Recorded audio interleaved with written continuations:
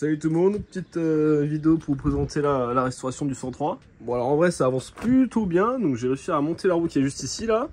J'ai également mis la petite poulie là. Alors pour le modèle c'est un 103V série SP.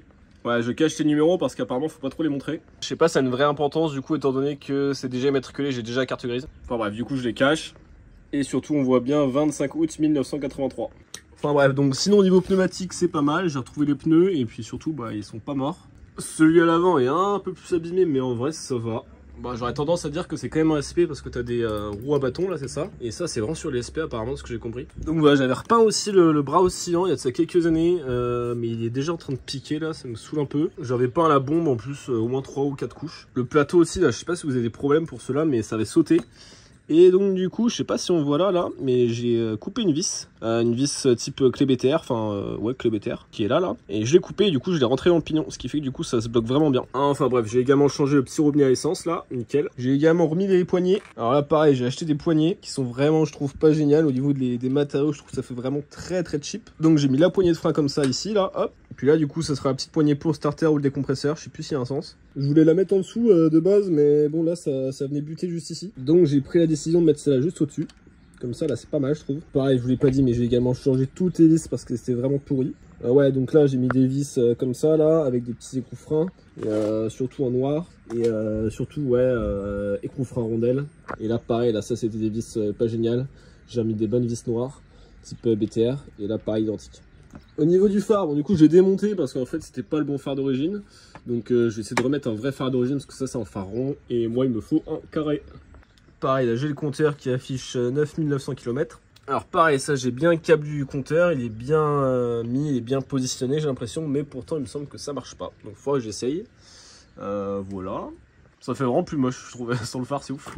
Je sais pas, peut-être qu'en vrai pourquoi pas je laisserai peut-être un phare rond, je suis en train de me poser la question. Puis il faudra que je fasse le câblage électrique de celui-ci aussi. J'ai également le petit klaxon qui est toujours là. Au niveau de la flasque de frein, là ça marche. Là j'ai de la pression, puis surtout ça accroche bien, donc ça c'est cool. Là, vous voyez que là c'est pété, mais bon en vrai c'est d'origine et je vais surtout le laisser. J'ai vraiment l'impression que c'est les pièces d'origine qui sont vraiment bien, parce que genre là c'est un carbu SHA, c'est type Wish là, pas génial en vrai. Puis surtout en fait on sent au niveau de la qualité que c'est léger quoi. Tout se barre, franchement je suis pas trop satisfait des pièces on va dire type origine mais pas réellement origine, je sais pas si tu vois ce que je veux dire mais voilà, donc ça pas génial en vrai. Pareil là c'était déjà comme ça aussi, c'est un peu moche, j'ai deux entretoises qui sont différentes des autres. N'hésitez pas à me dire dans les commentaires ce que je pourrais faire, peut-être mettre une entretoise identique à l'autre mais il faut que je trouve la bonne distance.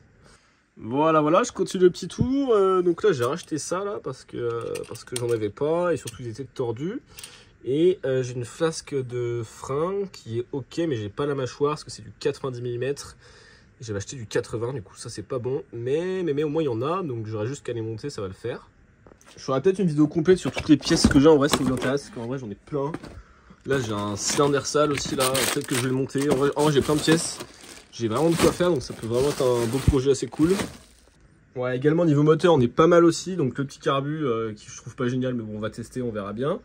L'allumage il est ok, je l'ai testé. J'ai réussi en cherchant bien au fond du garage le CDI d'origine. Plus la bobine, je sais pas comment ça s'appelle, mais je crois que c'est la bobine ça.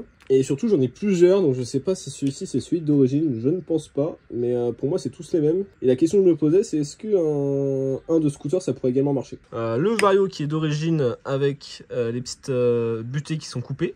Donc ça c'est cool. Puis sinon c'est à peu près tout, hein. J'ai pris une petite bougie Bosch là. Si on va la voir là comme ça, hop. Ouais bon je pense que ça va le faire. Hop. Ouais j'ai changé le piston aussi. On voit là. On voit. Bon j'ai changé le piston parce que le piston que j'avais il était mort. Et puis voilà, si on continue le tour, là c'est nickel que j'ai nettoyé. Donc d'origine également. Là ça j'ai encore des points verts, faut que je rattrape, mais en vrai ça va le faire. Puis ouais il manque un truc surtout, c'est garde-boue qui va là. J'ai redressé les pattes pour ceux qui me suivent sur TikTok, que je les avais pété sans faire exprès, enfin je les avais pliés. Et du coup j'ai réussi à les redresser, donc ça c'est plutôt cool. Ah ouais mais là aussi on voit pas, mais en fait j'ai pété le décompresseur.